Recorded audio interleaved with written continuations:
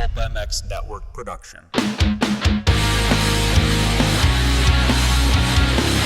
Bringing you a cheeky Brit and an American YouTube racing sensation weekly. It's the LVK More Than Moto podcast with your hosts, Phillips and Kellen Brauer. Welcome back, everybody, to another Leatt LVK More Than Moto podcast. I'm Kellen Brauer, joined by Phillips, and it is time for the SuperMotocross World Championship Playoffs. Our lone little off weekend after Pro Motocross ended is behind us. Everybody is geared up and ready to go as we head into Charlotte this coming weekend. And, well, first off, of course, Big Lou, how are you? How's everything? And are you ready for SMX? I'm ready. I've been ready for some time. As I said, Unadilla and Budds Creek were kind of uneventful in my eyes. So I've been counting down to Charlotte and specifically St. Louis for some time now. I'm very excited about St. Louis, but equally as excited for Charlotte this weekend. What's got you all buzzed about St. Louis specifically? Just because we're back into a stadium again, so it feels a little bit like Supercross? Yeah, it's like a bonus Supercross. It's super unique because we're going into the convention center. So we've seen drag strip races now. We've seen Supercrosses in the Dome at America's Center, but we've never seen it exit the stadium. That's super exciting to me. Like, really exciting. It's going to be a special Supercross. I agree, and I'm very excited for that one as well. The only thing I'm a little bit concerned about maybe, in regards to what you just said, is I don't know for sure that they're going to go deep into the convention center. There's not been like an official track map adjustment that shows how much they're going underneath that exit of the stadium. And then even in the official DLC that was released in the Supercross video game, it's literally just a sand section that goes maybe 25 feet under the stands and U-turns and comes back out. Well, that's not great. I know. I mean, when I went to Feld, they said there's going to be room out there for the fans to stand on the fences like an outdoor. So that to me sounds like it's got to be quite sprawling, no? I would think so. Like, I was genuinely shocked when that DLC pack came out for the game that it was just that, and maybe they don't know the full scale yet or something, but... Well, yeah, first, if you're watching this on video, thank you to Feld Motorsports for sending some stuff like this. So I'm looking at it here now, and perhaps the Supercross for Game people made the track map like that because they literally just have this to go off of and nothing else. Yeah, I mean, like, literally it just like, kind of like goes under this tunnel here and then back and you're done. So I don't know. If you're Supercross the Game, you're kind of going, yeah, okay, well, let's just make that a U-turn then. Yeah. But I mean, it could be. I think I've definitely built this up bigger in my mind than it's going to be. But also, I feel like they have to do more out there, don't they? Because otherwise it is kind of a Supercross. But actually, now I'm kind of questioning my own memory. I swear that on Pulp, Mike Mewey said part of the reason this is possible is because they've just opened a new convention center off the back of the St. Louis Stadium, and that's where the pits will go. And that's hinting, to me, filling in the blanks there, that makes it sound like we are going to use a lot of the previous pits. Because if it did, you've been to St. Louis, right? Yep. Yeah. If we did just go into the convention center quickly and do a UE, then they could just have the pits where they always were. Because technically, that little area was only privateers with pop-up tents, and they don't exist for SMX. Well, some do, right? but no, I mean, you're right. Well, he did say that. You're absolutely right. He said there's an extension or added part of the convention center now, so we should be able to go further into the convention center. And again, for those that have never been to St. Louis or even understand what we're talking about, when it goes under the stands right there, there is a corridor hallway that's about as wide as what the track map shows there that then goes out into a larger convention center area. So, I mean, you're right. When I first saw this track map appear, I just assumed that we were going into at least some part of that bigger convention center area.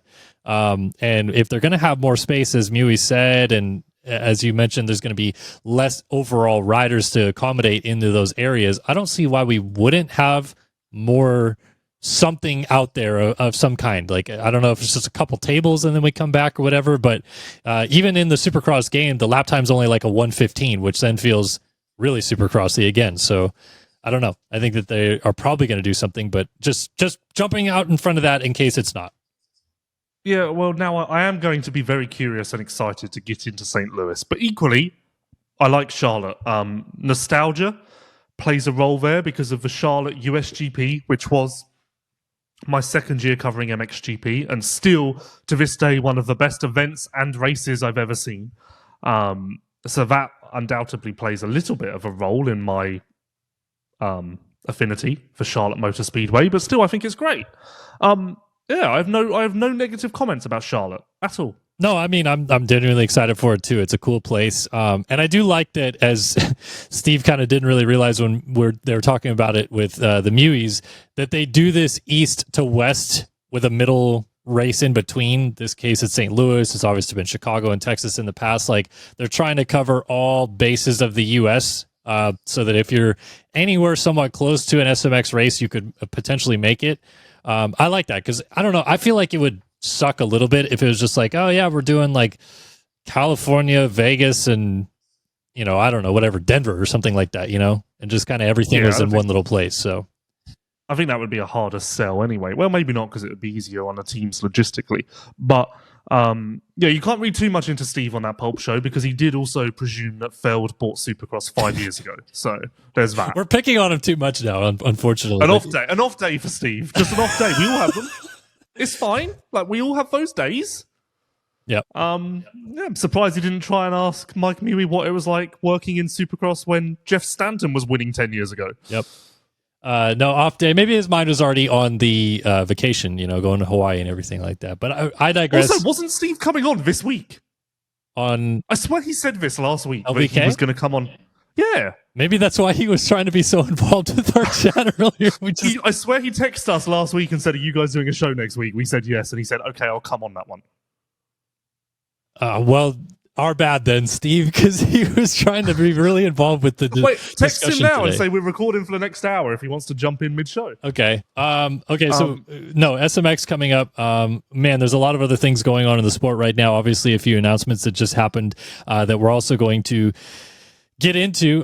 What was your off week consisted of, though, Lewis? Did you actually kind of take a break, or have you still been hammering down the stories? No Cracker Barrel for me, first of all. I would like to thank the 20 to 25 fans that messaged me offering to pay. If I was some sort of criminal or genius, I would have taken the $25 from all of you, trying to act like you were the only person, and then laughed all of the way to the bank with a fairly small deposit. But the devil and the angel on my shoulder, the angel won, so I didn't do that, and I just felt wrong taking money from the listeners. So no Cracker Barrel yet, although TBC. And I've been stressed to fuck, Kellen. There's so much going on. I've got a lot going on. Proposals going out, work to do. It's all too much. It's actually less stressful going to the races, because it's almost like gives you an excuse to not do much because you're traveling, etc., etc., etc. Well, and it's routine at this point. I mean, we go and we know our schedules, and we know what we're going to do, and we know how much content we're able to produce within that window, and then we're done. Like right now, as you said, there's a lot of scheming ahead and all those things. So anyway, Steve's not coming. Yeah, Steve's not coming. He said great planning. Yeah, he said he would. I mean, in hindsight, it's hilarious that we both were taken aback by why he was so involved in our discussion earlier today about this. So this was the text chain for the listeners. Kellen, Steve, are you wanting to do LVK this week? We're doing it now. Lewis seems to think you wanted to come on. Steve, I would, but can't now. Great planning. Seems angry. Inside the internals here at Pulp MX, we're handling things very well. No, it's going to be fun. SMX coming up. Well, let's get into the show, actually. I mean, we haven't even really deep dove anything yet other than previewing these locations. Let's talk about the series at play. We'll tell you about Leatt Racetech and Namura and Partzilla, all of the folks that back us throughout the show. But the SMX playoffs are finally here. And, of course, that also means we have a locked-in 20 grid of riders in both classes. But unfortunately, due to injuries, that makes it possible, obviously, for more riders outside looking in to get in. And if you don't know this format at all, it's 2-moto format. There's going to be 10 riders that end up racing what's called a wild card race this year. It's not an LCQ anymore. And thanks to injuries in the 450 class, 5 will get in from the 450 wild card to fill up a 22-rider grid. And in the 250 class, 7 will get in out of the 10 because there was obviously a lot of late-season injuries in the 250 class. So before we get into that, though, championship-wise, picture shaping up. Justin Cooper rolls in as the number 1 seed in the 450 class. Let's just talk about that first of all. Red plate for him. That's cool. He's excited about that based on what I talked to him about at Budds Creek. Does Jay Coop have a legit shot at winning this thing? And if he does, how does he do at Charlotte? Well, to make it very clear and blunt, in Unadilla, I said to him, like, oh, you've clinched the top seed around early. You're going in with a red plate. Do you expect to win? And he went, no. All right, there I you don't go. expect to win. Very he said it would be nice, but I don't expect to win. So if he doesn't expect to win, how can we expect him to win? But it is... He's not going to win, is he? Let's be honest. He'll be 4th to 6th. And that'll be solid. Well, one thing that is playing against him is that the number 2 seed is Jet Lawrence. And again, for those that maybe don't remember this format, it starts off with a resetted point structure. So even though Jay Coop is the number 1 seed, he only starts with a 3-point advantage. They start with 25, 22, 20, and so on down the list of guys that seeded in. But Jet Lawrence rolls in as the number 2 seed. He's been pretty much acclaimed as the unanimous pick for this. Even so, the SMX Playoffs account Instagrammed out to a lot of other athletes in other sports and asked, who do you think is going to win? And I don't think there was a single bet against Jet from these other athletes. So Jet... Wasn't it Alpine... Wait, was it Alpine Star? Who did that? It was Alpine Stars. You're right. No, good call. Yeah, but it was Alpine Stars. And no one bet against Jet. Everyone seems to think that he is going to win this thing and is the favorite. So where's his biggest challenge going to come from? Honestly, it's tough to imagine Jet losing this just because, A, it's Jet, and if they were all starting on equal points, then you would most likely pick Jet. But with Jet starting with a points advantage over Hunter, Chase, Eli, and Cooper, or Coop, I guess. Cooper sounds like Justin, so Coop. How can you bet against Jet? Like, in my opinion, this is the first year where the seeding is really going to loom large because every other year, yes, it's winner takes all at the final round, but with Jet's already established advantage, admittedly it's only small, but still significant, I think that Jet can make himself quite safe heading into the triple point finale. I think that this, as I say, this will be the season where the importance of the seeding is really established quite aggressively. Yeah, and another thing to play into how favored Jet is, I mean, look, last year he was not only lower in the seeding, as you mentioned, but he was coming in off of an injury that a lot of, skepticism surrounded. And when he went into Charlotte, people thought, okay, he could challenge, but he wasn't fully 100% ready to go, and he still won the race. So I think that took a lot of people aback and made everyone realize what Jet could still bring to the table. And this year he is 100% healthy as can be, just coming off the 450 Pro Motocross Championship, won the final overall of the year. So it's all in his favor. Like, there's going to have to be something pretty big, either from the other riders just stepping up and going above and beyond, or Jet himself making a big mistake, I feel like, for something to turn the tides. I took some heat for this, and I want your opinion. I did a SMX preview on Vital yesterday, and I said that I think it's important for SMX's position and interest that we have a different champion of some sort. No matter if it's 450s or 250s, who cares?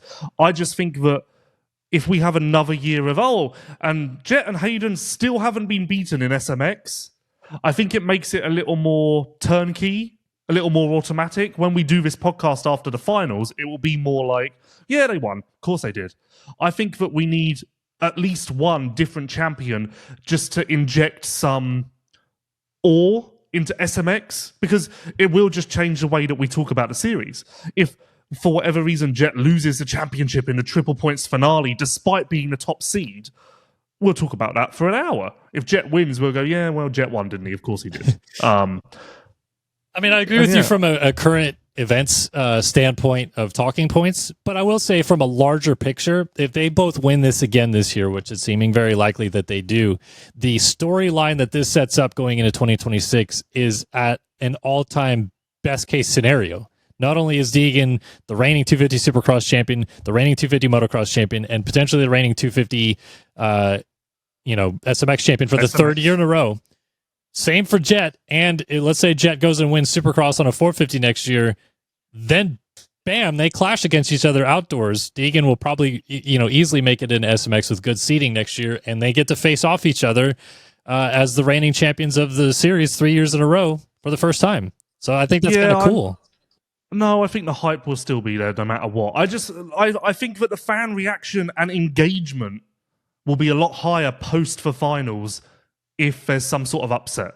No different to any other sport when you have a repeat champion X many times and you kind of just like need something different to revitalize it a little bit. I think that looms larger here just because we have never had a different champion. And yes, it's only been 2 years, but those championship banners that they hang in the Supercross stadiums, it does feel a little bit odd. We just have Jet and Deegan banners, you know? It would kind of add a bit more oomph to the presentation if there was a Jet banner, a Deegan banner, a Tomac banner. You know, like it would be a bit more, I don't know. Yeah, I mean, I can agree from that standpoint that it will at least change up the narratives just a little bit and make it a little bit more interesting to talk about. But I do also like the idea that we're building into this crazy crescendo from not only a inner sport perspective, but an outer sport perspective where people who are on the outside looking in can actually get behind the best rider in the smaller class and the best rider in the bigger class are finally going to clash, and 2026 is going to be the year for it. So I think that'll be cool. Let's talk about the 250 class, though. As you mentioned, if there's a vulnerability, maybe Hayden Deegan could, deal with a little bit more pressure than what we've seen out of Jet, just simply for the fact that in Supercross, he hasn't always been at the very tip top of his game like Jet has on a 450. So where is the biggest challenge going to come for him? Obviously, Joe Shimoda, the 2 seed, Marchbanks, the 3. I don't know that I look at Marchbanks as a factor. I think I'd look even maybe a little bit further back as at a guy like Hammaker, who crushed Supercross to do some damage as well. But what do you think is going to happen in 250 SMX? I'm open to being surprised, but as it stands, I head into 250 SMX very assured that it's going to be Hayden versus Joe. And I don't know why, because you're right, Seth deserves his applause, and Tom Vial, the 250 Supercross East champion, let's not forget. But for whatever reason, I do just feel like it's going to be Hayden versus Joe. And understandably, because that's just recency bias, because that's what we've seen for the last 4 months or however long it's been. So it's not a complete shock to feel that way. I'm just looking now at, because I can't really remember how the points stacked up for 250 SMX last year heading into the finals, and if Hayden was actually in danger at all. I don't think he was, because I don't really remember, I vaguely remember when Pierce Brown was, potentially going to go 1-1, and I think Deegan got a bad start in the last race, that there was if he doesn't get to X position, Pierce Brown could win this thing, but that was for 2 laps maybe. Well, for some reason, when you click the Texas standings, it automatically includes the Vegas results. So all I can see is that Hayden won SMX with a 34-point advantage. So that would hint that he wasn't too in danger. But let's not forget, in the first year of SMX, Joe was incredible. Mm-hmm. I think Hayden went 2-1-1 and Joe went 1-2-2. So if we're going to get a rematch of that, bring it on. That'll be great. And Joe is arguably better than he was now. Obviously, Hayden is better now than he was then too.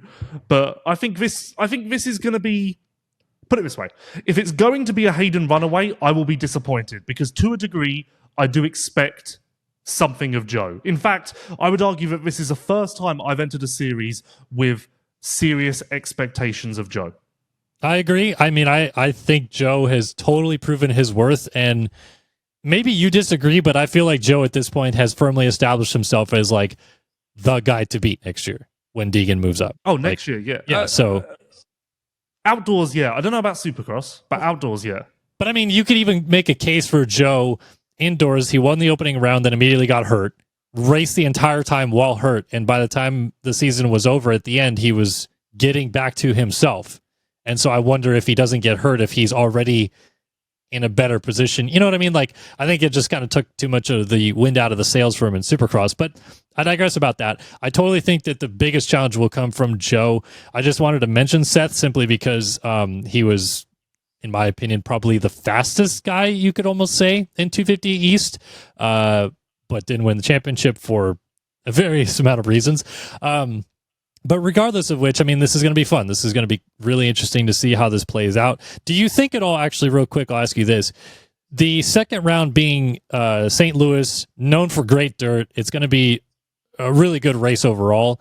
Instead of Texas, which last year was literally concrete the entire track, has any sort of play or factor on who does better or what? Or is it like almost even the playing field back again? For the championship, no, but I wouldn't be surprised if the St. Louis results are an anomaly and we have someone peak there who does nothing at the other rounds. For instance, maybe Max Anstey does exceptional in St. Louis. I could see that. Although, in contrast, maybe St. Louis is the event where those in the wildcard race are at more of a disadvantage, because if I grab my other track maps here, obviously Charlotte is a split start. Vegas isn't, but Vegas is a bigger start, a little more room to maneuver. St. Louis is a traditional Supercross start. So if you're on the outside there as a wild card transfer, maybe you're at more of a disadvantage. Also because in a stadium, less places to pass than maybe Charlotte and Vegas. So whilst I would pick Anstey as an example to maybe prosper in St. Louis, I do wonder if that could be quite detrimental to the Bennicks, the Masterpools, the Ansteys, and whoever else. Yeah, excellent point there. You also obviously mentioned the wild card race and everything like that. We'll quickly run through. So 450 guys out. Obviously, Anderson and Nichols announced they're out for the season, and it sounds like AP, with his issues, is not going to make it back. So that's tentatively the 5 spots available. Obviously, there would already be 2 available. So we're looking at guys like Cody Schock, Harry Kulis, Oldenburg, Bloss, Lacurcio, Chiz, Harlan, Roman Pep, et cetera, to try to make it in. And I think, unlike what you just mentioned, the 250 class, I don't know that I look at any of those names and go, oh, here, they're going to maybe do some damage. But 250 wise, especially because there's more injuries, it opens up the table a little bit more. Beaumer out, Moseman out, Hymas, Harp, and obviously Hampshire, who qualified in but will be racing a 450, will not race a 250 in SMX. So you got Lux Turner, Ty Masterpool, Cullen Park, Avery Long, Bennick, as you mentioned, Max Anstey.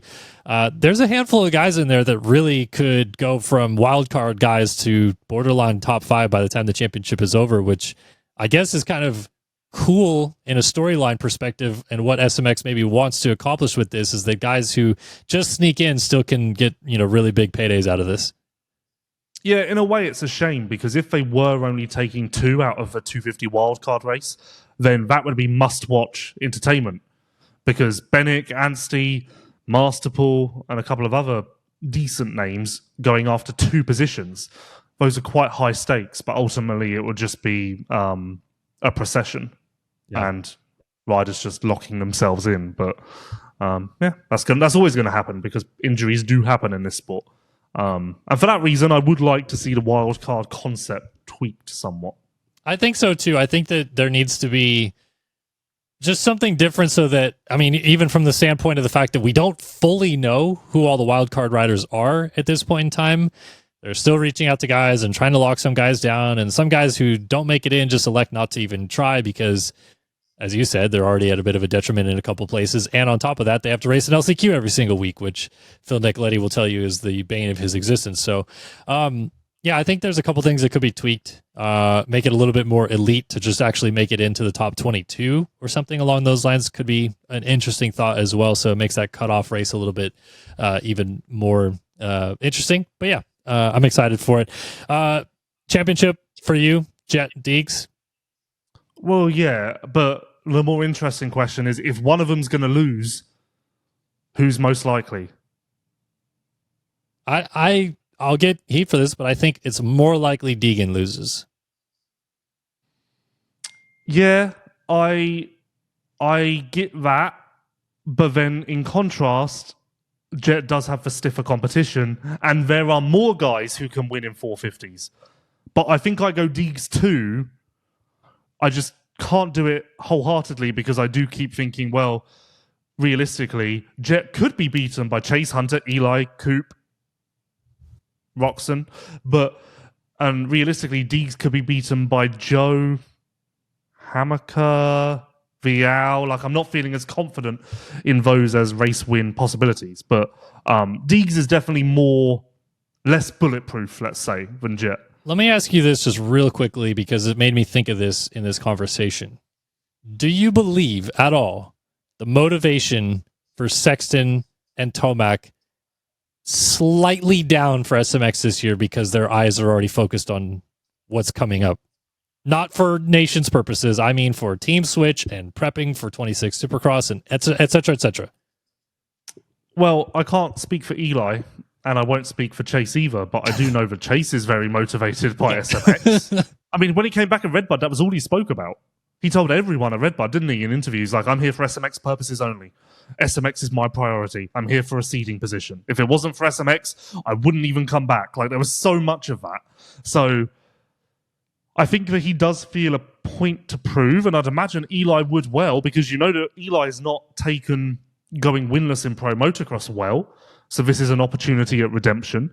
We're going to St. Louis, site of Eli's second to last Supercross win, or second to most recent Supercross win, I should say. So yeah, I think I think those two should be fairly motivated. Although if you want me to pick one to beat Jet, I'm much more confident in Chase's capabilities than I am Eli. Fairly, I think that's fair. I agree simply because I think Chase is maybe just a little bit more willing to lay it on the line for this right now. I would almost say Eli is looking elsewhere already. You know what I mean? Like he knows what's coming down the road, and I think he's looking at bigger picture. And he's at Star testing SMX today, so if he's in Tallahassee, I would argue he's fairly all in. I don't know. I feel like that's almost like formality. Of course he's going to go down there. You think he's going to alter his entire Supercross track just to test for that in Cortez? Well, if he was checked out, I think he would be like, yeah, I'm good here. Well, I'm not saying like he's so checked out that he doesn't even, I'm not even going to train. I'm not going to test. Like that's all I'm saying. I just don't think that he's going to, if it's he and Jet and 15 seconds on everybody else, that Eli Tomac is going to kill himself to try to win this title. Well, I don't know if any of the riders are going to kill themselves, Kellen. Jeez, I mean, that's quite a high bar. That's what they want, though. You know, they want this to matter. It's a lot of money, too. $1 million. Well, yeah, I just don't think anyone... I mean, life is important, Kellen. I don't know if it's worth sacrificing for any motocross race of any kind. You're taking it too literally. But what you could literally do is head over to Leatt.com. Leatt Protection is in our brand DNA. It started 20 years ago with the groundbreaking Leatt neck brace and continues today with an extensive product offering of protective gear and riding apparel. But what Leatt really stands for is inspiring confidence and ensuring safety with every ride. And of course, big thanks to Leatt for coming on board on the show all season long. Their 6.5 neck brace will have you covered head to toe with all their other components as well. And still on sale, I believe, on the website right now, Leatt.com. So thanks to them for their continued support. Shall we jump into our second topic? Yeah, sure. All right. Okay. So topic number 2. This is definitely going to make the rounds again, and it will do after SMX happens, I feel like, because of the same reasons. But Jorge Prado was not announced to Team Spain for the Motocross of Nations.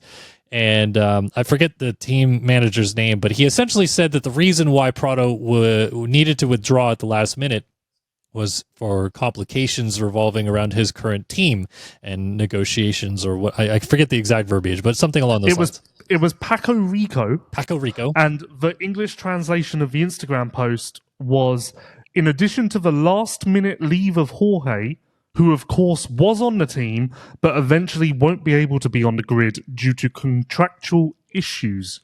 There you go. With his current team. Contractual And I issues. don't know about you, but if I want to be glass half full, maybe the contractual issue is that Kawasaki are looking to extend his deal from a 3-year deal to a 5-year deal. So maybe that's why he can't race, because he's negotiating that.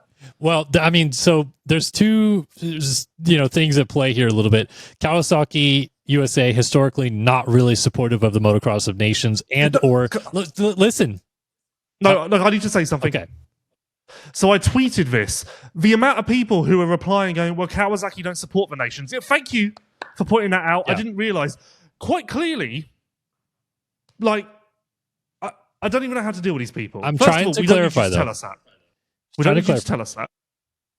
Okay, but just these people. I just had to tell you about these people. They historically have not cared, but when it's been in the USA, they have gone.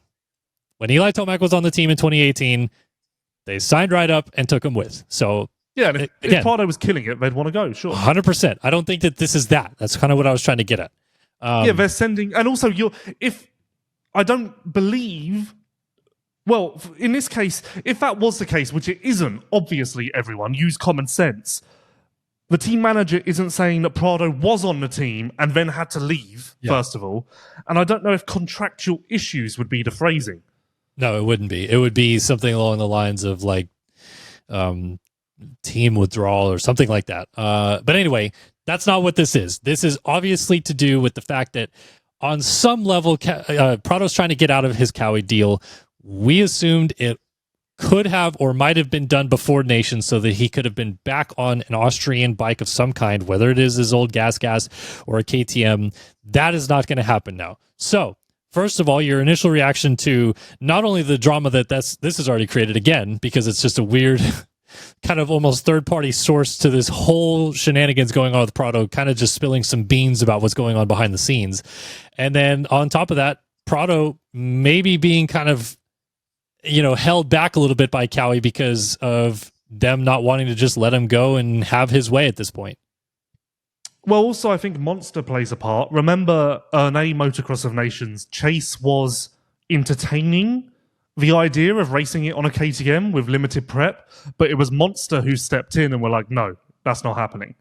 So from what I hear, I think it's partly to do with Monster to a degree. And I don't know if the Kawasaki negotiations are going extremely well from what I hear. I think it might be a little bit tense. Not exactly like, hey, let's figure this out. This is going really well. We've mutually parted. I think some of the terms and conditions are causing them to get tied up a little bit. So I think it wasn't moving quick enough anyway for him to get on a KTM for the Nations. But make no mistake about it, he was intending to or hoping to or whatever phrasing you want to use. So yeah, it's a shame because that would have been the biggest story at the Nations. But also, the Chase case study kind of is proof that, maybe it was a long shot.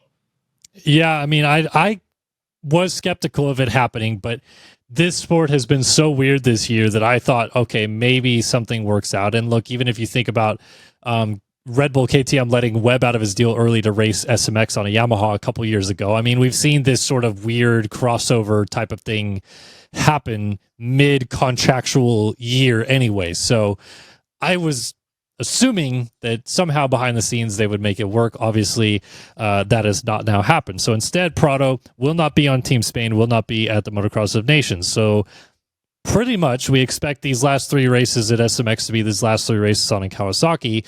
How does it go? And then how do you think afterwards this whole thing kind of either crumbles and or rebuilds itself? Because there's obviously a breakup happening, but how bad, how long, how nasty is this going to be, and what kind of PR situation are we going to be in when it does happen? I think if I'm Kawasaki, I hold a press conference in Vegas with Prado. And it's very orchestrated, and they plant questions and they go over what they're both going to say. But I think I do it that way because a PR and Instagram post can be so misconstrued. I think I just face it head on. They're not going to do that, obviously. But that would probably be the best way to do it. Look at Prado's retraction on Instagram. It's quite clear again that a publicist of some sort is needed. And a lot of people have been questioning whether his value and the way that American fans perceive him can ever recover. Winning solves a lot of problems. If he goes out, we've said it before, if he goes out and wins next year, he's going to look like the hero, and he bet on himself, and he knew what he needed, and he didn't sit on his pile of cash. He wanted to win so bad that he lit a load of money on fire, like greatest American story ever. And in contrast, if he sucks, then he's just going to look like a whiner. So it all comes down to what the results are on a KTM if he gets there. But I certainly don't think the situation is irreversible with the American fans because, again, winning solves a lot of problems. I think for a lot of American fans, it is irreversible, even if he goes back to winning. I think that there's going to be too many people that'll just call him a quitter for now on. It's just the way that it works with fandom. But but if he wins, then he was quitting because the Kawasaki was that bad, But he was still quitting in their mind. To a degree, does it not justify a lot in the eyes of the fans? No, because I mean, look, even if you think of it from that perspective and you think, okay, there's a legitimate reason why he wasn't doing it, there's still a lot of guys that on shit equipment have gone out and ridden until they've crashed, basically, which is maybe not the best way to do it, but it's how they did it. So I think that's what fans appreciate more than just complaining about everything, taking no accountability, and then trying not to qualify, which is also like, that is going to be a forever hit on his thing. Like, dude, every single time Prado in a Supercross in the next 4 or 5 years on a KTM suddenly has a weirdo heat race and gets like an 8th, people are going to be like, bet you he's trying not to qualify again or whatever, like it's just that's going to come around forever now. Like, it's going to be a stain on his mark forever. I just think there will be a degree of the population that think it's awesome that he bet on himself. There will, but I don't think it's the majority. Personally speaking, I mean, I could be wrong. Maybe they will turn the tides. But aside from that, I did want to get back to what happens with Cowie when this happens. So KTM, when they released Webb, did a whole thanks for your contributions, etc., etc. But on the flip side, we just saw Christian Craig, which will be a topic in a minute, announce his departure from Star Racing Yamaha, and Star Racing Yamaha did nothing of the sort, similar to what Webb did. So, is Cowie even going to say anything? Like, do you think there will be a PR or an Instagram? They have you to. think? I don't know, man. Yeah. I don't know. They have to. They absolutely have to. No, of course they will. That's a dumb question. I could see them just straight up being like, here, we've announced Chase Sexton, and here is our new number 2 rider. Like, we're not even going to acknowledge what just happened. I could see that because this sport is that stupid sometimes when it comes to marketability and PR, because they're so particular about bike sales and how much that might affect it that they maybe don't want any of that negative publicity continuing on. There will at the very least be a thank you to Prado post. I don't know what they're thanking him for, but there will be some sort of thank you to Prado, at least. And there will be, on the flip side, there will be a thank you from Prado to Kawasaki, I'm certain. That'll be part of the negotiations of the split, that both parties present it in a respectful way. If it isn't presented at all, then it's quite clear there's animosity there, which will fly in the face of what I would presume the negotiations are. I would bet that Prado has to sign an NDA. I'd bet that both sides have to sign an NDA where they can't talk shit on each other. Or at all about it. Maybe that, like, I would 100% bet that if we get to A1 next year, or shoot, even in the winter meetings that happen and stuff like that, and someone brings up Kawasaki to Prado, he's going to say no comment or something like that. Yeah. He won't be able to. He won't be able to. Yeah. He won't be allowed. That will be in the split arrangement. I would bet all of my life savings. That has to be in there. That would be where they start. And I would bet that's why his apology post went up after the initial Instagram post. Because I guarantee you that his Instagram post came up in a discussion about the split as like, that we're not happy with that. And he put up that apology, in my opinion, to correct course and protect the split. Okay. To make sure that there was no further damages or drama or whatever else. Last thing I'll ask you about. Equally, okay, good. If this goes super bad, an Instagram post like that, the comment from the engine guy, that's all stuff that can be used in court. Yeah. So for that reason, they're gonna have to sign NDAs. Guaranteed. They're gonna protect their ass. Both sides. You're right. There will be NDAs. 100%. I don't know if there will be posts about it. I could see it not happening because this is how our sport works. Like, this is just the way it is. So when did you see? You obviously remember the video that Mercedes did to say goodbye to Lewis Hamilton. Yes. The whole "we're blinded by your grace," and I wonder if they'll do something like that for Prado. Maybe. We're blinded by your grace. Just in this situation, it's interpreted very differently, and your grace is in fact shit. I mean, another thing that's kind of interesting about all this is because Chase is doing Nations on a KTM, which October 5th or whatever it is, Cowie can't announce that they've signed him until October 7th or whatever, like after that, which even gives them the leeway to not have to announce their team and all this stuff that normally happens on October 1 when contracts expire. Like, that's the unanimous contract expiration date at this point. And they're now not going to need to do that. They're going to wait to announce Chase. They're going to wait to announce the number 2 guy, and they can hold on to Prado as their little chip in their pocket beyond that because they have no obligation to do anything else. I don't know why we don't do this anymore as a sport, but at the 2006 Nations, Adam Wheeler tells me that on the Saturday, KTM held a press conference and Stefan Everts came out in a KTM t-shirt announcing that he was going to be running KTM. And apparently no one had told Yamaha that the press conference was happening. No one at Yamaha even knew that Everts had signed a KTM deal. But it was announced, and then the next day he went and raced a Yamaha. Like, why at the Nations can't Kawasaki hold a press conference with Chase? I don't understand why that's not allowed. Makes zero sense to me. Because technically Chase will be out of contract by then, unless they've made him sign a weak contract, which I doubt it very much. I think the Nations is more of a gentleman agreement of like, yeah, let's do it. But yeah, why not? If I'm Kawasaki and we are doing a boardroom meeting about how to announce Chase, I'm first of all saying I want to do a press conference at the Nations. Let's look at that. Yeah, I mean, imagine, because the way they do it at the in-front events, which is a million times better than America, is they release a media timetable, and it will say, in these instances, it says Kawasaki special announcement, because obviously they don't want to leak what it is. So imagine the Nations, you get the timetable, and it says Kawasaki special announcement, and you're like, oh, what the fuck's this? Obviously, we'd probably know. And then Chase walks out in a Kawasaki t-shirt, all the photographers, click, click, click, click. It's like a real sport. I mean, it would be. Instead, we're going to do a stupid Instagram post, and that's what we'll do. Yes, but I will defend the teams a little bit here because, look, that didn't happen in F1 or MotoGP. It's not like Jorge Martin signs with a new team. I mean, he's going to go back to Aprilia, but like Lewis Hamilton didn't sign with Ferrari and then wear a Ferrari hat at all until he was not in a Mercedes at any point anymore. So, like that, I can see why. The clothing is not the point here. The press conference is the point. I don't care what Chase is wearing. Put him in a banana suit. Okay, but pull him out in a peanut butter and jelly sandwich costume. I don't care. The point is the press conference, not the clothing. I could see why that would be cool. I agree that it should be happening in this sport, but I could also see 100% why it will never happen because of XYZ reasons. So do it Sunday night. I mean, that wouldn't really work timing-wise, but do it Sunday night at the Nations. Chase is drunk after winning, just like absolutely hammering beers already, and then they pull him out in Kawasaki garb.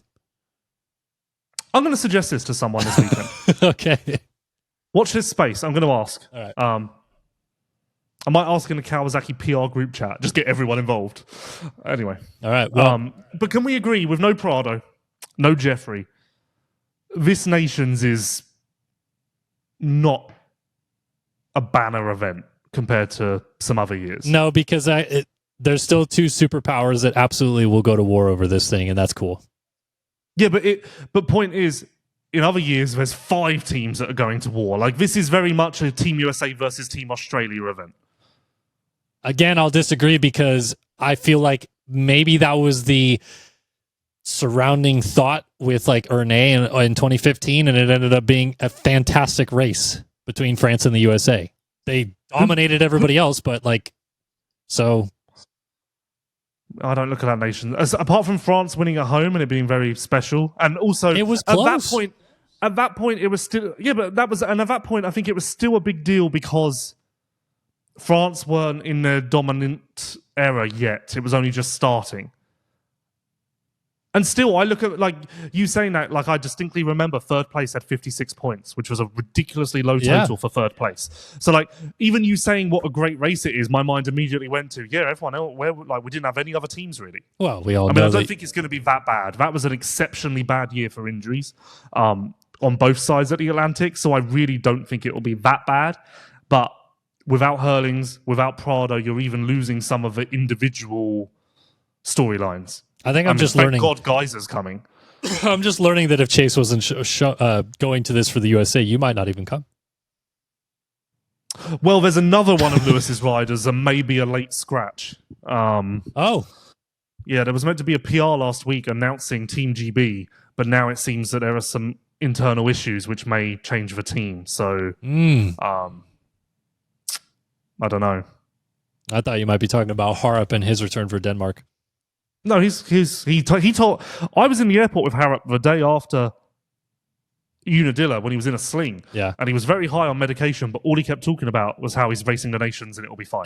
And now he's broken. I've broken his collarbone 10 times, and I know exactly what's coming up, and I'll be at the nations and you'll see me there. So Harp's a gem. He really is. Good guy. But yeah, but I've changed my flight again, as I told you. I'm now going Wednesday, and somehow I've managed to quadruple book myself for dinner Wednesday night. Nice. Yes, because everyone who I talk to, they're like, "Oh, you get in Wednesday," and I'm like, "Yeah." And they're like, "Dinner," and I'm like, "Sure." Why don't you just combine this into a mosh pit dinner somewhere? Also, how surprising! Everyone I've spoken to so far is flying into Chicago and then driving. No one I've spoken to, and admittedly, I've not spoken to everyone, but no one I've spoken to is flying to Indianapolis. It's 3.5 hours. I think that's simply just because there's not a lot of international flights that go to Indy. No, there isn't. There's no direct flights to Indy, so everyone said instead of connecting in Chicago, we're just going to rent a car and drive because it's only 3.5 hours. But in my mind, I'm like, well, I hate driving. We're on record with that. But like in my mind, here.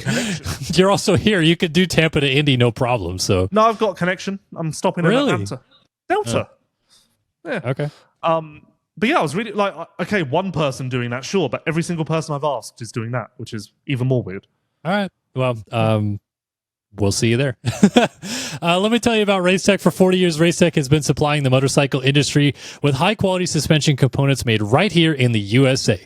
For modern to vintage, Racetech is your go-to source for suspension performance. And, of course, all their high-performance springs, gold valve kits, conversions, components, and more can be found at racetech.com. We thank them for backing the show and bringing us our second topic, all about Mr. Jorge Prado. All right.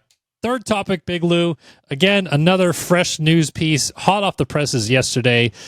Briefly alluded to it just a moment ago, but Christian Craig has announced his early departure from the Monster Energy Yamaha Star Racing team. He had a 2-year deal with them that was nixed, and now he will be racing for somebody else in the near future. So first off, let's talk about his tenure there, back there again, last 11 months or so. Surprised that it has ended this way, or this seemed almost inevitable with the way things are going, right? Yeah, well, from what I hear, I think the relaxed nature of the deal was doing Christian's head in a little bit, because obviously he told us all at the end of Supercross that if someone gets hurt outdoors, I'm in. So when he wasn't putting in place of Webb, I think he was a little bit perturbed. I don't think he's been able to ride as much as he would like to. I mean, Paige Craig put up a TikTok earlier saying that they're on their way to meet the new team and alluded to the fact that Christian just likes to ride. And from what I know, Christian wasn't really given the opportunity to even ride in the middle of the week as much as you would expect. Wasn't planning to do the playoffs with Star, because I don't think that was really on the table, even though he was in the LCQ. So, I think it was just a little bit too much I've got time. I've still got time to race. I need to race. So I think that's also why you're going to see him most likely in WSX on a quad-lock Honda, because he is still in a position where he can get gate drops in and succeed. So why is he not racing? And truth be told, is there a justification for not putting him on Webb's bike for the rest of the outdoors? I don't know if there is. Why not do that? So, yeah. Yeah, I mean, I agree with the Webb thing, because it made, in my opinion, no sense why you have Webb's mechanic there all the time doing stuff. There is his bike on the trailer. I don't know, you just do it at that point. But yeah. Yeah, and Craig's had some, let's not forget, Craig's had great results on a Yamaha Outdoors 450. Yeah. So it's not like you're putting a 14th place guy out there. Potentially Craig, okay, I know that it's been a rough couple of years and whatnot, but potentially Craig could be top 6. Yeah. I mean, we saw where Ferrandis, coming basically back off the couch from injury, was able to fit in. I think Craig, you could make an argument he would be somewhere around there too. Yeah. So this whole deal was supposed to be some sort of mentor for the 250 program. He was even going to be pit out of the 250 truck, and then it, obviously divulged from that. Hayden went back to Swanee. Everything kind of changed early in Supercross. Do you think that was the cracking point back all the way then that we can point to, or do you think things have really started to separate from his tenure getting back into 450 Supercross not going the way it should have, and then it was a downhill slide from that point? No, because I think even at the end of Supercross, unless he was lying to our faces, he seemed very assured that he would be racing coming up with either SMX or filling in outdoors. So if it had already started that early, I think he would have been a little coyer with his plans, when talking to the media and whatnot. Obviously, originally he was Hayden's guy. Then he was no longer Hayden's guy. And for some reason, at that point, everyone really backed away from the idea that he was Hayden's guy. So then he's been working with the 250 team. Like I know Anstey rode recently, and Craig was out there specifically to help him on SMX. But yeah, like I say, I think that's great.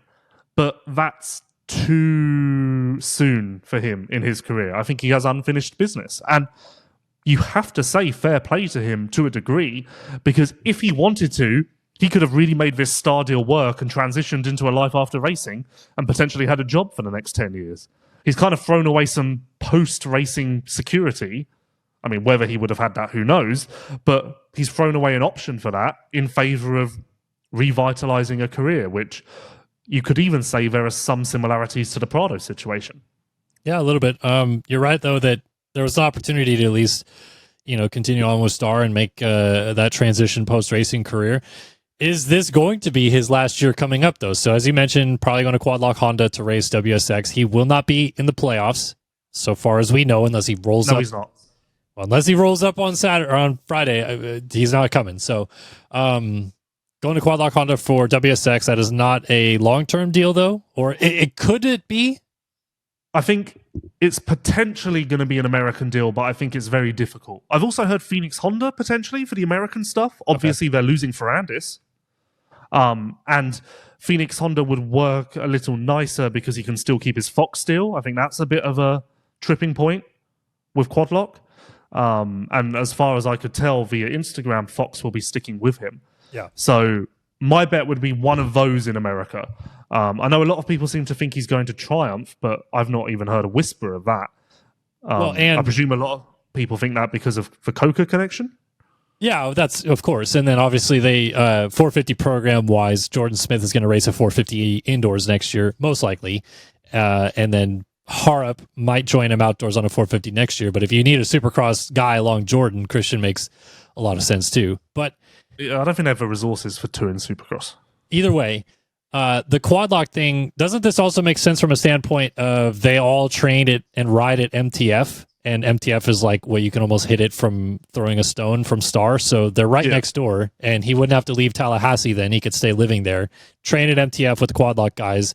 Whereas Phoenix, I think, is more like there are some guys that do like MTF and also jump around in Florida, but mainly they're based out of South Carolina, right? So you'd have to even maybe go up farther to test and ride with those guys more often. This makes more sense for a quad lock standpoint. Well, yeah, Ferrandis was at the Sandbox, wasn't he? I think. Well, he's definitely somewhere in Florida. Yeah, well, Quadlock is, as far as I know, Quadlock is a WSX deal only, as it stands.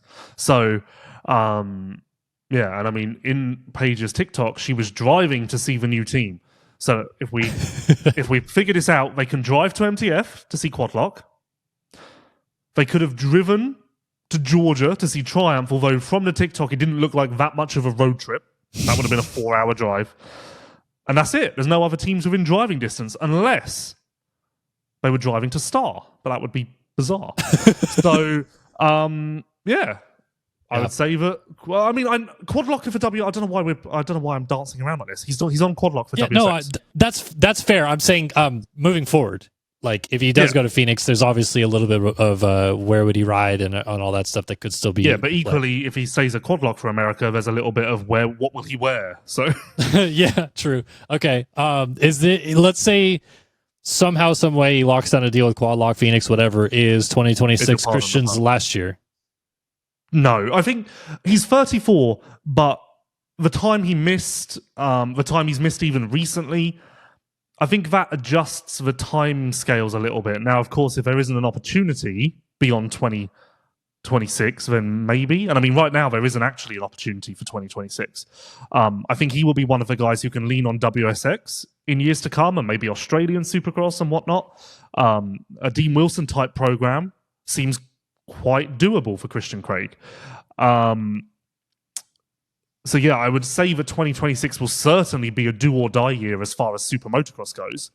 Because if he doesn't perform, if he gets a deal and doesn't perform next year, then that'll be 4 consecutive years without results. And at that point, it's obviously getting quite difficult, especially when you consider his age. But circling back to the point about the time he's missed, I know that Max Anstey, he's 31.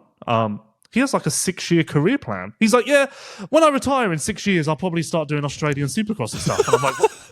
Like, he's planning his 450 career. He's like, yeah, I'll do another 2 years on 250, and then I'll hopefully get a 450 deal with Star or something. And I'm just like, okay, cool. All right. Like, so I think the time, I think the timing does adjust slightly based on what a rider's done in their career. I mean, if you actually worked it out, what Christian Craig has done up to this point compared to Eli Tomac as far as hard graft and starts, Christian Craig is probably in moto years like 6 years younger, as far as like wear and tear on his body and whatnot. Well, I mean, but he had the massive crash to start his career that I think set him, back quite a bit in terms of like a physicality standpoint. I think that but that all factors in as like, so he didn't race for a year. So like he's still, I think less so body, more mind, no?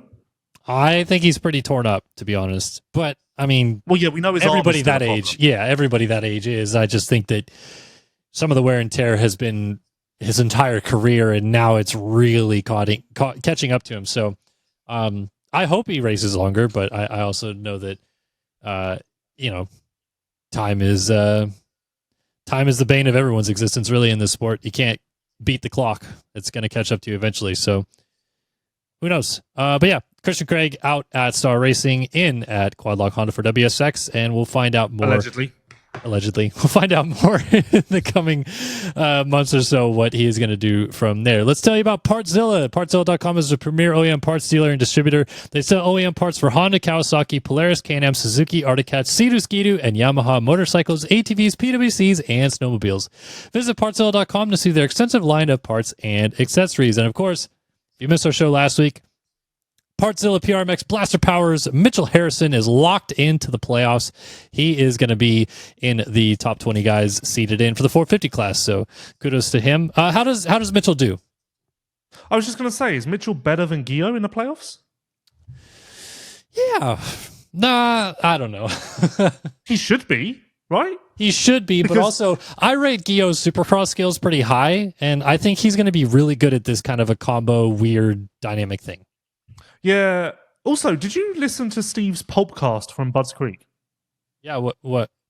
Did I hear that Mitchell Harrison said to him, "This is the best he's ever ridden," or something like that? Or did I make this up? I think it was something to that effect, or just like this is the best version of himself now. Yeah, I have so many questions about Mitchell Harrison's career. Like you were a podium finisher on a factory team, and this is the best you've ever been.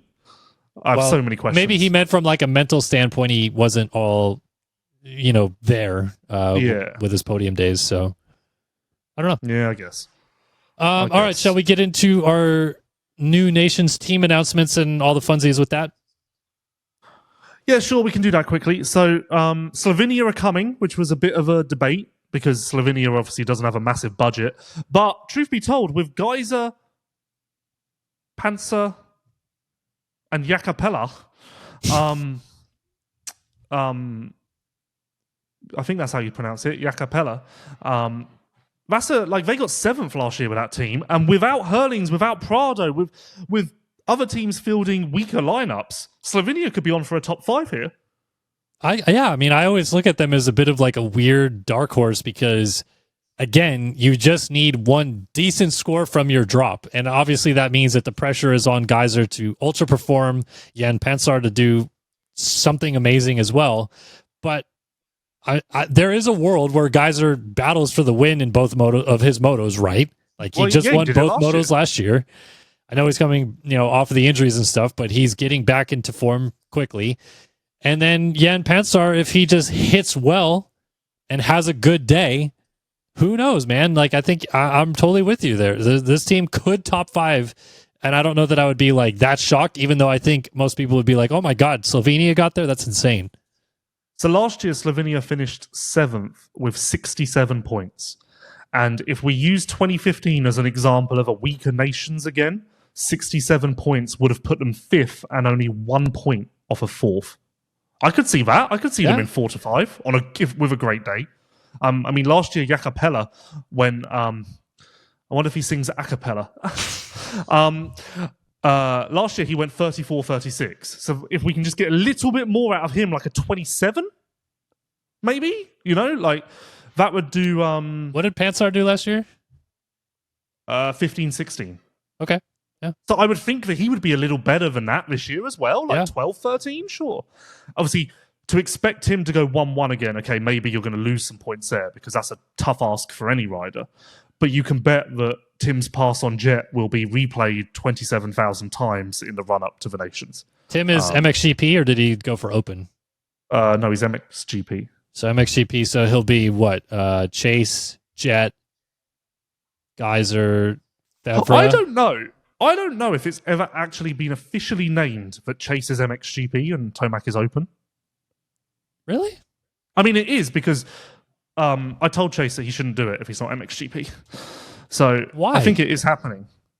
I don't know. I don't know. It's just my opinion. I mean, okay. And I think from talking to the AMA, I did say, so Chase wants to be MXGP yet? And they went, yeah, he did request that. So. I mean, this is just AI generated, but it says Eli MXGP Chase Open. Yeah, but that's just going to be pulling it from that's just going to pull it from wherever. Anyway, besides the point, Italy, Caroli, unbelievably, Adamo, Bonacorsi, not a bad team. I mean, that can be a top 5 team as well. I mean, you know what? I reckon Italy's lineup. No, I was going to say they'll be closest to Slovenia than you'd think, but no, I don't think so. So maybe I am now bumping Slovenia back because Netherlands and Belgium will be great still. Spain will still be solid. Italy will be solid in the 5 to 6 range. So I think Slovenia would need some luck to finish higher than 7th place. But still, nice to have Caroli there. 2 Ducatis in America for their Monster Energy FIM Motocross of Nations debut. That's something. Obviously, Caroli is Caroli, so he'll add a splash of spice to the event without Hurlings and Prado. Also weird, though, because Caroli said at Millville for his last Pro Motocross round, if I'm on the Nations team, I'm racing more Pro Motocross rounds. And then he just never did that. I don't know if his arse was still torn up or what. Yeah, what?